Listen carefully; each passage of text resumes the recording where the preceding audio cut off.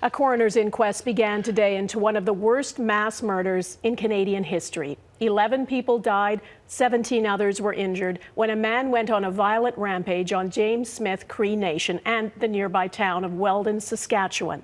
The suspect died shortly after he was arrested, but the search for answers goes on. Heather Yourex-West is in Melfort, Saskatchewan tonight. Donna, how and why Myles Sanderson was able to take so many lives on that September day are questions that this inquest will seek to answer, as a jury works to make recommendations to ensure that this never happens again. A sacred fire burns in support of a community gutted by loss.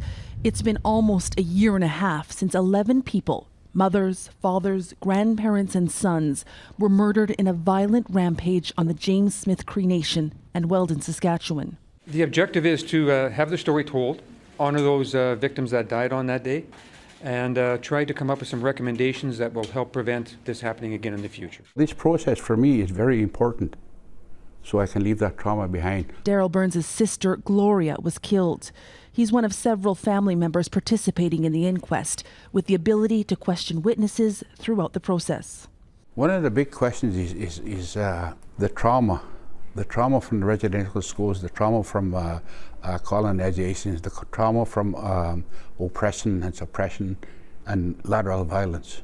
Okay, we need to have those addressed. There's not going to be a trial, so this is the only way that the families and the public can hear exactly what happened and a true public, factual account of what happened. The details won't be easy for anyone to hear. In the weeks leading up to the inquest, families were shown some graphic evidence collected by the RCMP and coroner's office privately. It was another trauma that Burns hopes will lead to healing, breaking the cycle of pain for generations to come. We can prevent all these people from feeling all that trauma and that pain and that anger and their hurt. So maybe another Myles is not created again. The inquest is scheduled to hear from 32 witnesses, including critically the Parole Board of Canada. The question as to why Myles Sanderson, a man with a long and violent criminal history, was paroled, weighing heavily on the minds of many in this grieving community. Donna?